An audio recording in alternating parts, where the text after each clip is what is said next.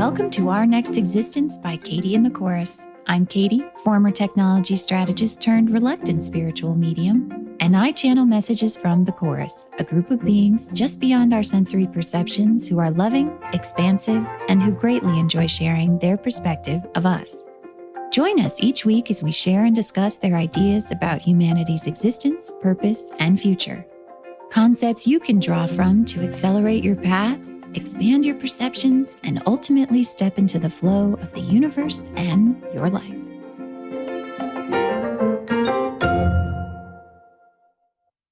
I don't really know where this is going. It's the thought I just keep having in my head as I'm sitting here facing the mic. For those of you who've been following along in real time, this is the first episode that I have recorded in 3 months. I did publish one a week before last, and that episode I recorded at the end of October, just about 3 months ago now, right as I was moving into a void, a massive void, a mega pause of my entire understanding. It was a plunge into a total abyss of a day-by-day mystery. And the irony is twofold, because the last episode I recorded and published was about moving on. And ironically, right after that, I did move on into a place, into a space that I don't even know what I was building. I recorded last week's episode right at the beginning of that moving on, and I couldn't stand it. I thought it was the worst episode ever,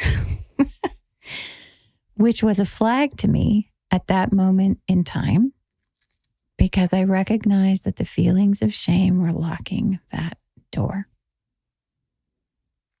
And a couple weeks ago, I was able to finally go back and listen to it. And I thought to myself, what did I hate so much about this episode? I mean, maybe it's not an earth-shattering episode, but I mean, it's pretty solid chorus material here. The sensations had totally changed. Now, energetically, we've talked about the locks of shame. And how sometimes when we just can't bear to look at something or think about something or talk about something, we feel so bad about it, so icky about it, so dissatisfied with it, so over it. Really what we're up against is something that if we continue to turn in that direction would unlock a greater aspect of the infinite beings that we are beyond this game. And as was our agreement to abide here by the rules of limitation, that sensation of shame is, well, pretty repugnant to us. We turn away from it. It's very difficult to just push through it. And case in point, I didn't. I felt incredible sensations of shame about everything I had done in the episode I tried to record and just everything in this direction. And I moved on. I think sometimes when we talk about moving on, we talk about moving on as if we have an idea of what we're moving on to. And I didn't. I just felt a sensation of the energy's not moving in that direction right now. I moved into a mega void. I mean, energetically, I knew I was still connected. I could check in with the chorus when I needed to. But I was burnt out. I was kind of over it. I was guarded. I was frustrated. It felt like I'd run out of runway to keep going with the unknown. I didn't have anything left to give it. I just wanted to live my life here. I just wanted to be left alone to do things. And every time I would turn towards it and try and coach myself through it and say, this is how it could work out, or maybe it could be like this, reaching for those optimistic thoughts, positive thinking, as we talked about in season 1, some part of me would respond with, you don't know that. You don't know any of that. You know nothing. We know nothing about what could happen next. It could be anything. And I could not argue with that perspective. So I kind of got stuck in a void, stuck by our perspective, still gloriously expanding by the chorus's perspective. I just stayed somewhere in the middle of all of it, not really moving in the direction of my energetic awakening, not really doubling down on physical life. I mean, this is how bad it got, you guys. I started looking for jobs. I'm just going to go back to a regular life. I'm just going to go back to work. Didn't feel right. I wished it did. I wished I had an answer, a direction, any kind of line that I could believe in. But I didn't. I guess hanging out with the chorus for long enough, I finally saw that planning is kind of sometimes just planning. It's just an invention of the moment. It's just a way of making myself feel better in the moment.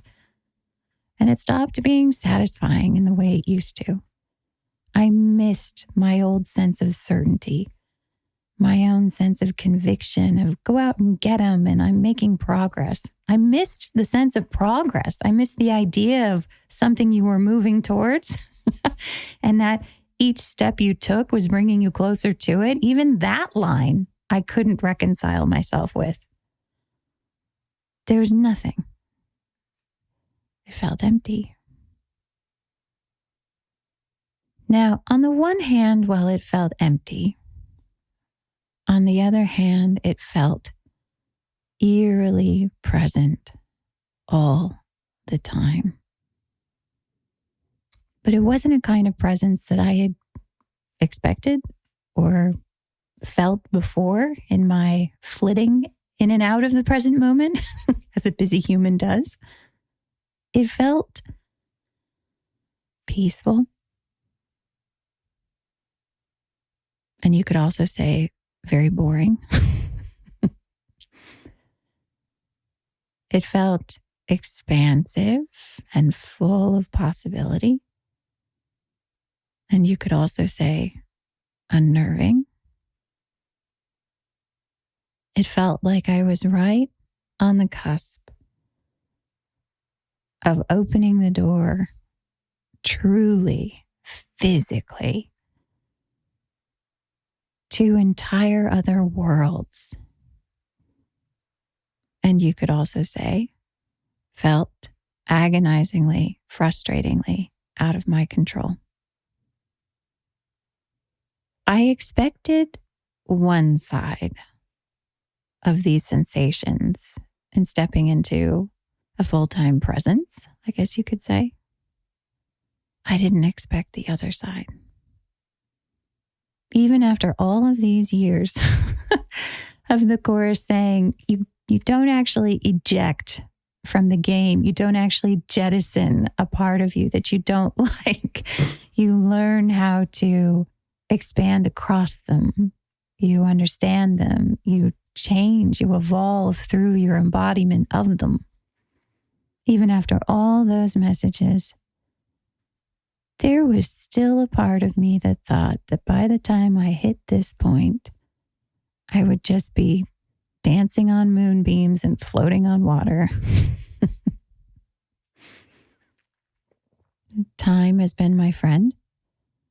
The more time that's passed in this state, the easier it is for me to be at ease here. I've had now several weeks of manifestations of a variety of colors and flavors and emotions in this present moment. And I'm still intact. Sometimes I feel like a drained battery in the present moment. Sometimes I feel like electricity charged through me and all left. Sometimes I feel in awe of all the things I'm starting to perceive physically on our senses here in the game. Sometimes I feel like it's all pointless. Why even bother channeling? Why even bother thinking about this stuff? It's everything. And it's also connecting. Every single aspect of me is so alive.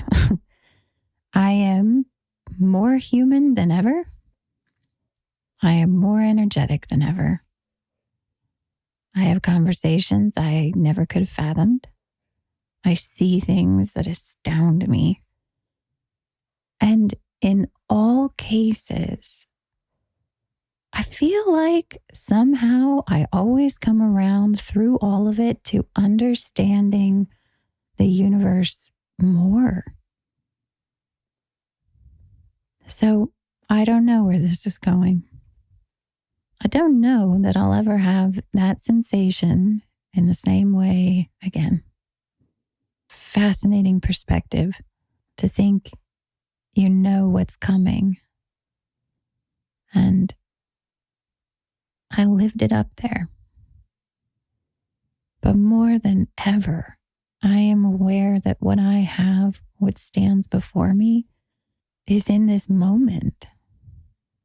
Here, talking with you, incredible people that I sense, but maybe I haven't met on physical wavelengths yet.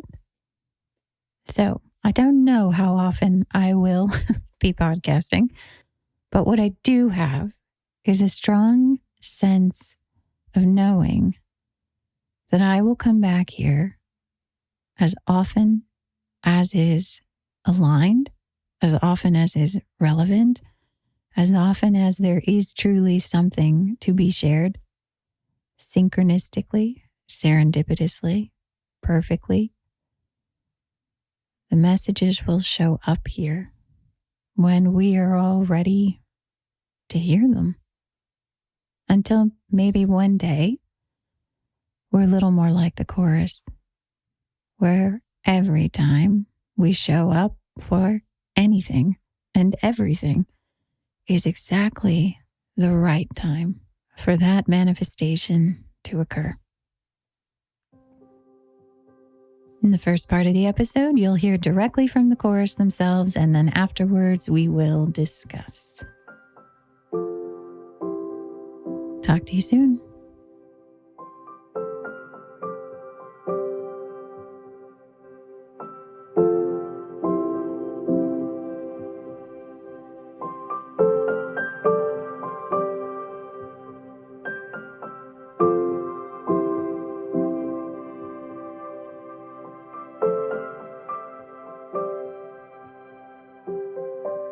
Beloved ones, it is our delight to be with you yet again, and for all time. We stand beside you and with you through this most exciting time.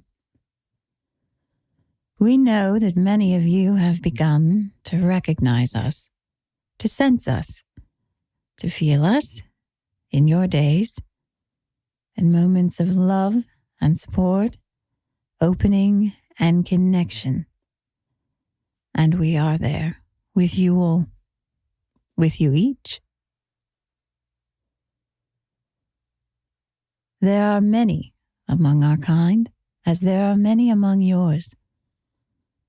The connections form an incredible tapestry of threads and colors and varieties, each with their own story, each with their own history, in fact, by way of your perspective.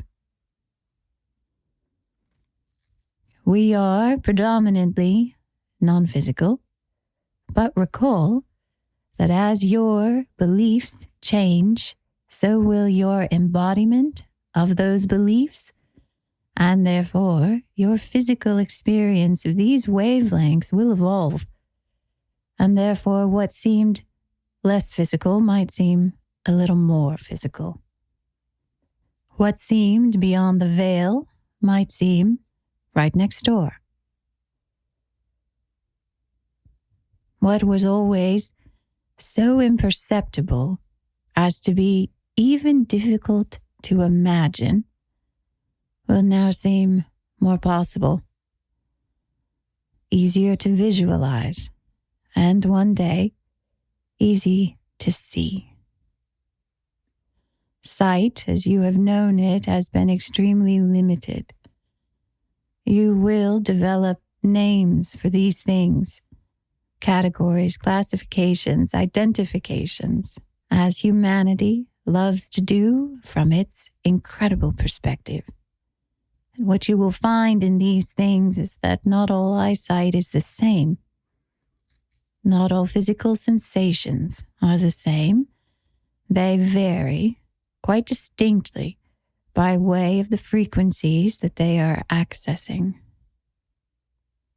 To be sure, a great deal of the sensations that you are coming into right now are related to this expansion of belief and also the shift in the embodiment of those beliefs. We would advise that for those of you who are concerned about your health, who are experiencing sensations that you are trying to attribute to a disease, a cause that has existed before in your reality and in your beliefs, that you may find relief in knowing that your expansion is very related to the experiences that you are having, that these sensations, no matter how similar they may seem on the five senses wavelength to illness that you have experienced before, is at this day and age, at this time of your hearing our message, entirely new.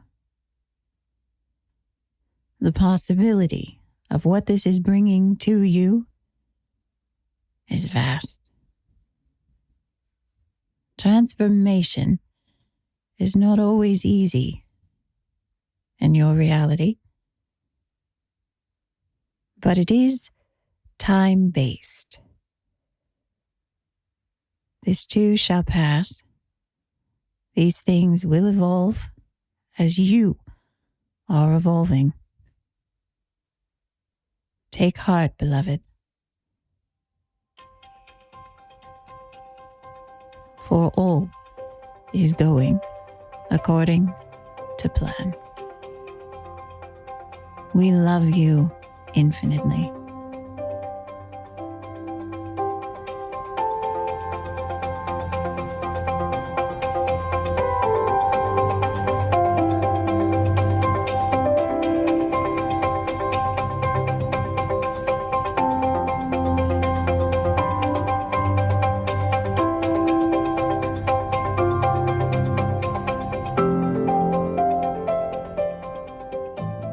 What the hell was that? I just gave an introduction about releasing planning through this void.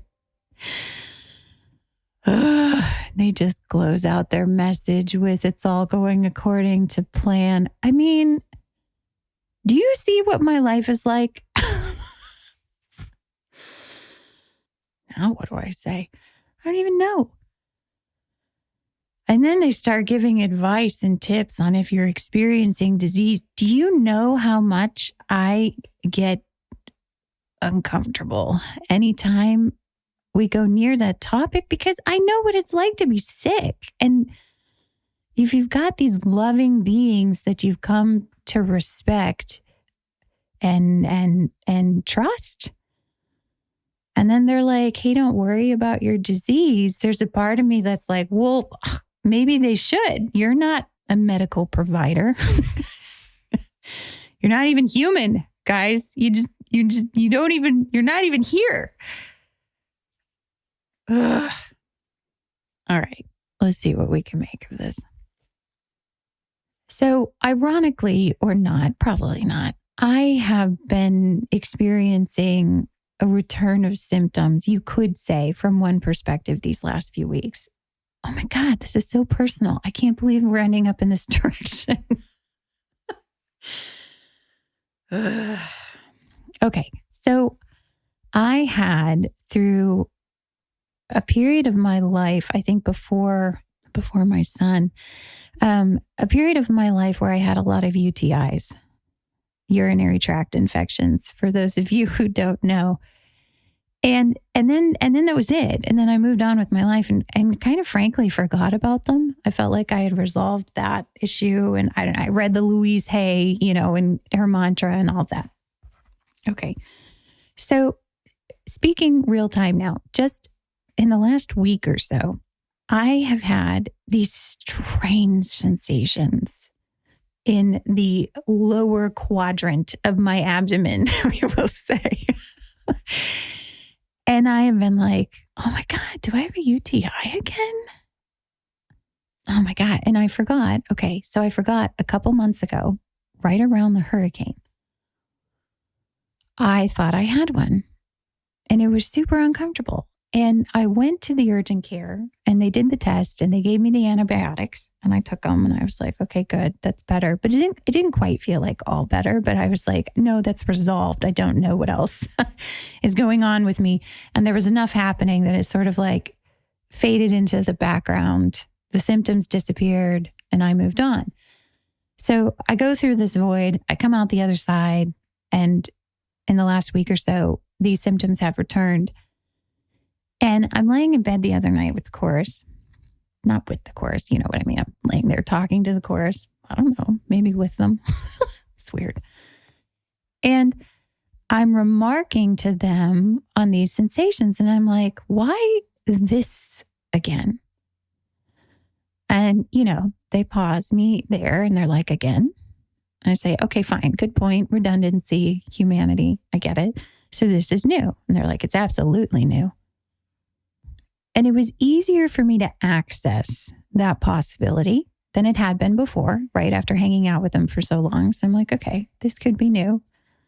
Now, before, all the rational thinking in my head would have been like, how can this be new? It's the exact same symptoms, blah, blah, blah. It just would have kept churning on how it couldn't possibly be new.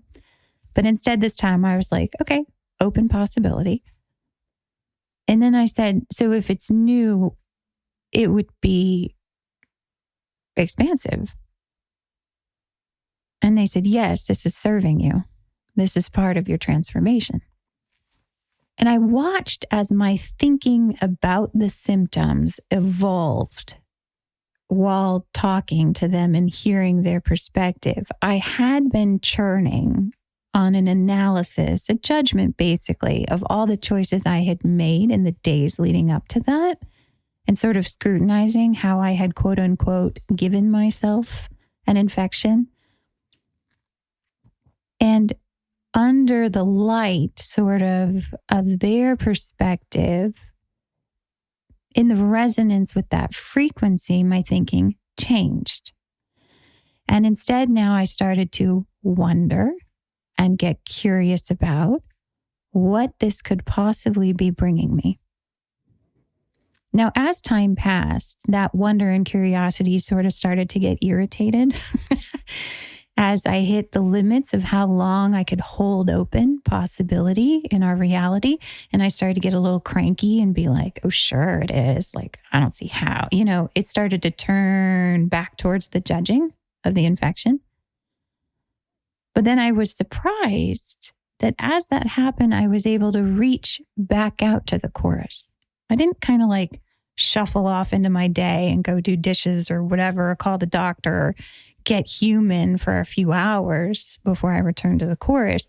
I returned to the chorus's perspective, I don't know, a quarter of an hour later.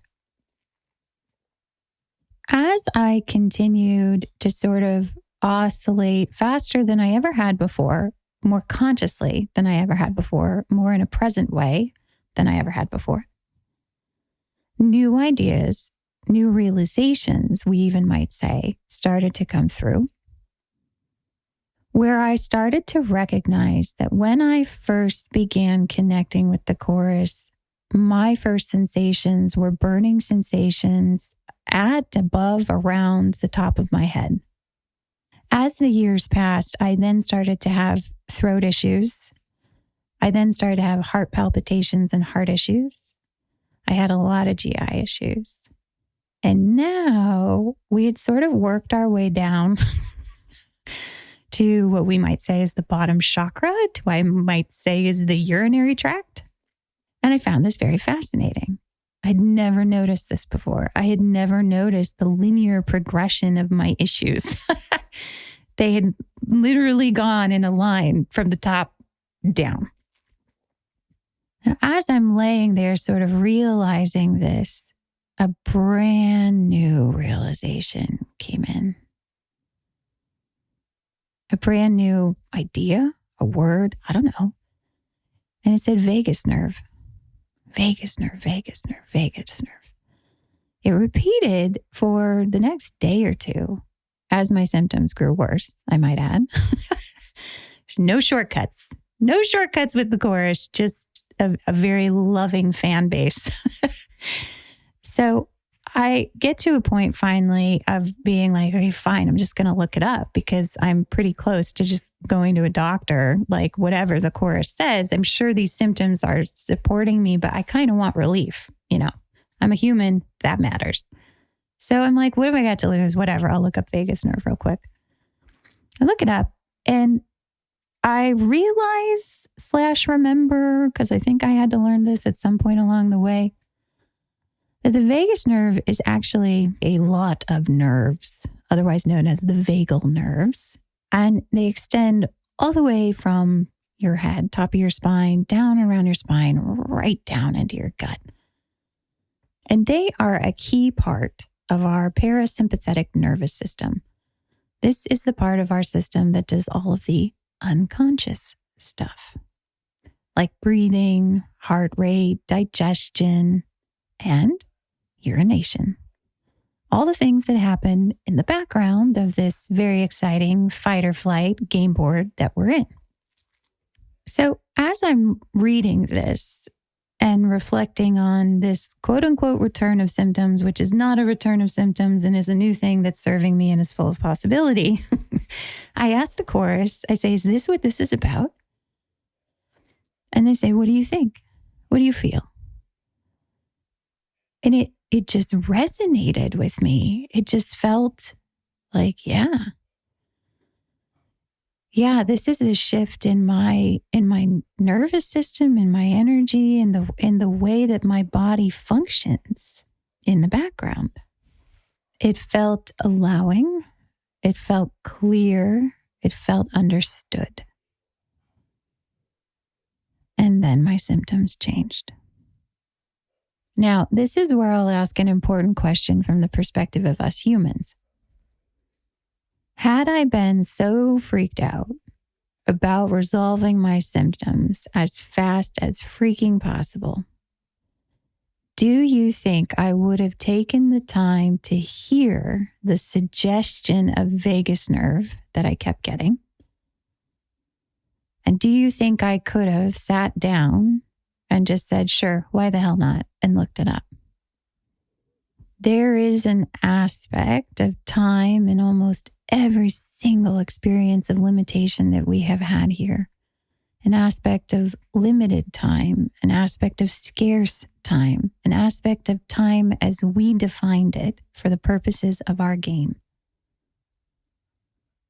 As time has started to feel less scarce to me, I find that in those extended moments are where I often find my next most expansive perspective. I was able to take that extra 3 minutes to sit down in the chair and look up vagus nerve before I looked up if the urgent care was open. Whereas I can assure you, years ago, I would have said, I'll look that up later. Right now, I really need to go see a doctor. When the chorus today ended their message with everything's going to plan, of course, they're poking fun at us, and particularly me, which they love to do, because one of their favorite things is to turn things around over and over and over again and have us look at it from another perspective and another perspective and another perspective. Because what they are highlighting is our human need to define things in one way. There really is no winning perspective. There is no one way to look at something. There is no right way to look at something. It's simply a practice round, a way for us to experience multiple perspectives. Somewhere in season 1, I brought up the aspects of planning and I said, look, there's many different ways you can do it. You can plan as in like, you're freaking out and you got to limit this thing and tie it down and kill it. You can also plan from a perspective of, hey, we're all moving in the right direction together. They're two totally different sensations defined in our realm by the same word, by the same concept. Today, the course is bringing up a different aspect of what could be considered a plan, which is the connection to divine energy that we translate here as real-time inspiration. To us, inspiration sort of is this ethereal, sort of flaky, comes and goes sensation that calls us forward, that feels like wouldn't that be great? It feels like an opening, and it feels like something most of us prefer, but may not always be able to follow in any given moment, given the things that we believe we have to do in order to survive here. From another perspective, perhaps one that is more consistently connected to that sense of inspiration, to that frequency, to that flow, however you like to define it, it might feel, pretty solid and pretty known and pretty dependable. A lot like we sometimes feel like when we have a really good plan that we believe in. This aspect of confidence and conviction comes from the faith, really, that the plan you have made, the plan you are following is going to work out. There's a sensation that we have when we feel that way. Now imagine if you felt that way about inspiration. You believe in it, you sense it, it's solid, it's always there, it's dependable. You might call that a divine plan. So I, from my human perspective, say, wow, I felt like I had a little bit more breathing room with time and a little bit more openness to possibility. And so I could follow that inspiration and just sit down and look up vagus nerve. From another perspective, where that inspiration is more known and is more consistently perceived, you could say, yep, your life here, your experience here is all unfolding according to plan. Now, from the human perspective, what that will activate for me is actually a threat to my autonomy. What do you mean? I just escaped 5 senses planning and I got upgraded into just another plan? It can feel like you get boxed in. You can feel that it's been predicted for you. It's been controlled for you, that it's no longer that beautiful sense of a real-time choice, which is what sort of we're starting to feel our way into. It can sound like it's predestined, like doesn't really matter who you are in this moment. It's the divine plan. That's a really bleak way to define divine planning, but I'm looking for extremes here to make a point. I didn't know you could feel screwed by a divine plan, but we're human. So sometimes we're like, says who with anything. And really what's happening in that example is we have activated our idea of time, of linear time and a progression, a chain of events of one to the next. So it's not so much about the divine plan in that moment. It's that we feel like there must be then a connection to moments before and moments after.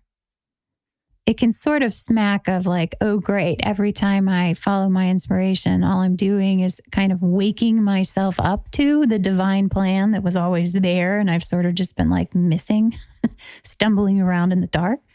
And that is a valid perspective, particularly from our perspective, expanding from the game. But if you shift your definition of time to one that is always new, always unfolding, ever full of infinite potential, then the divine plan can take on a very broad meaning, a very broad, very all-encompassing connection to the universe and the life of creation and all that is. And each time that we are able to expand into a broader moment, a broader possibility, we are deepening, you could say, expanding, you could say, our connection to all that is. It's not that the action has been predestined. It's not that there was some plan hidden behind the curtain and then we were finally able to pull that curtain back and see it. It's that by view of this other idea of divine plan, where time and possibility are infinite, and the deeper we connect to that infinite, we are integrating, you could say, ourselves, our consciousness, expanding ourselves and our consciousness into the divine plan of everything in creation. So let's extrapolate this a little bit, make it a little more tactile for us in our reality as we're moving forward. So let's say you come across a being that you've never seen before. And I won't even describe what this being looks like. We're gonna leave it a big blank. You can fill it in with your imagination, which is a reaching for vaster frequencies. So your imagination will fill in for you what you need out of this experience. Okay, so you come across another being, fill in the blank. And then that being says, well, I'm here to assist you. It's the divine plan. Now, taken purely from our five senses perspective, there's two key words in here that trigger us. The first is plan, which we have been discussing. The second is assist you, help you. Now, as we've discussed in the seasons to date, help by our view is compensating for a deficiency. We don't really like to have help, quite frankly. We would rather do it all ourselves, predominantly unconsciously. And therefore, when we reach our own limitations and recognize that we need help in order to continue forward in the way that we would like to go, we feel a deficiency. It's only in recent time periods that we've been able to open to the idea of help because it has coincided with our opening to the idea of receiving from the universe. It has coincided with a greater allowance. And so we're not as threatened by help as we used to be. But it's still a little bit in there unconsciously. So when an extraordinary being shows up in front of you and in all their dazzling glory says, I am here to assist you by the divine plan, there's a reaction in our belief system that says, wait, what? First of all, I must need help. Red alert. There must be a deficiency in here somewhere. What's gone wrong? What are they here to help with? What am I missing? And then secondly, when they say by the divine plan, you sort of say, well, they must know shit that I don't. What's this plan? When did they review it? When did they have the meeting? Who put it all together? It must be connected to a string of moments from before and a string of moments afterwards that they are projecting themselves into that they wish they can achieve. So both of these reactions from our belief system put us in a position of what we might call inferiority. Inferiority is a delightful version of powerlessness in our reality, specifically connected to time.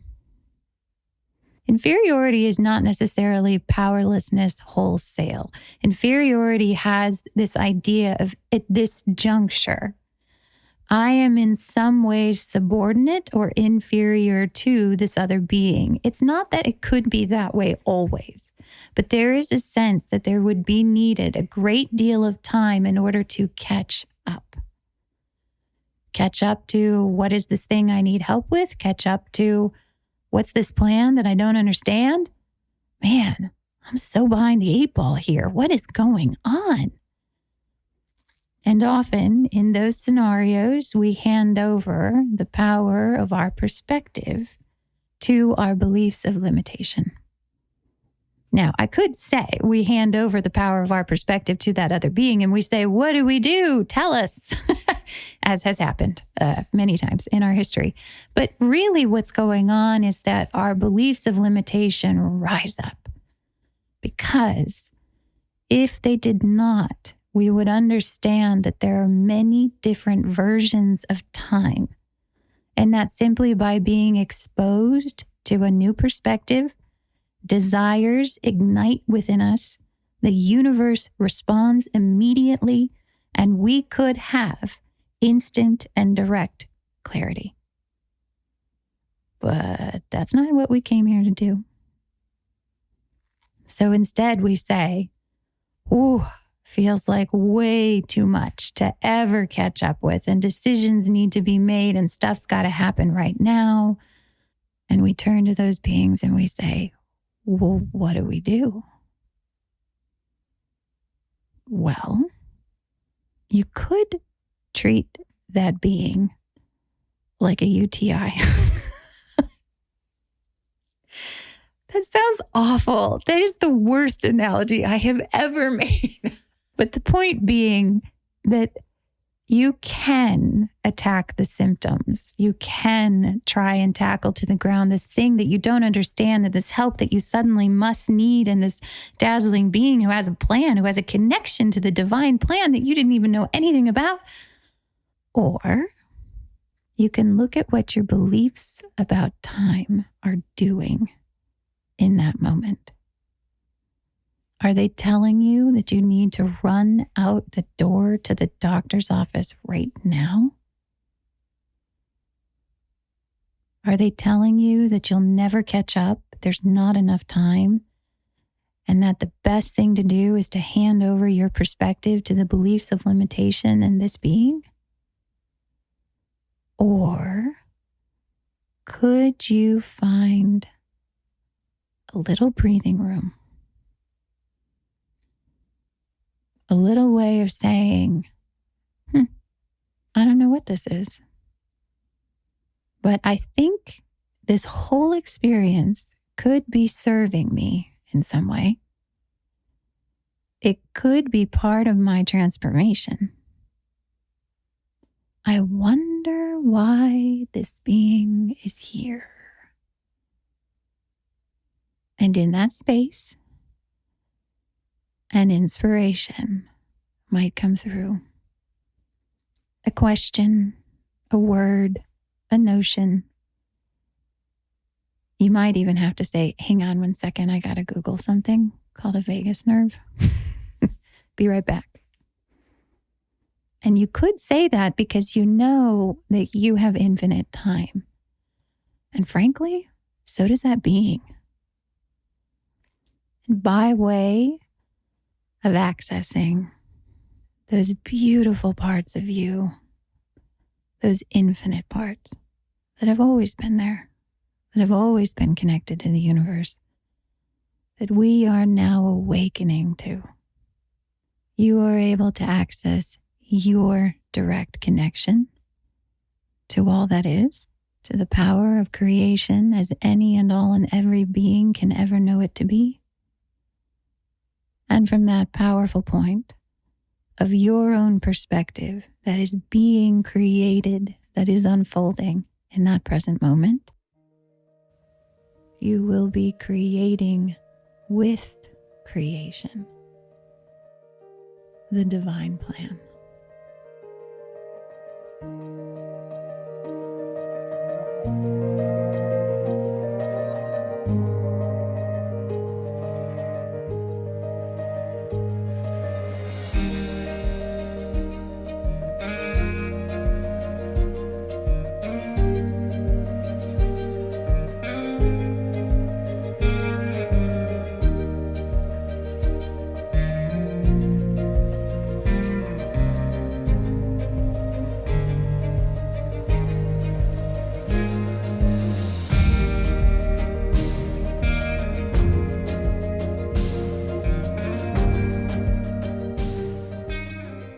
Thanks so much for listening. We hope you found these messages to be helpful. May they accelerate you on your path wherever you'd like it to go.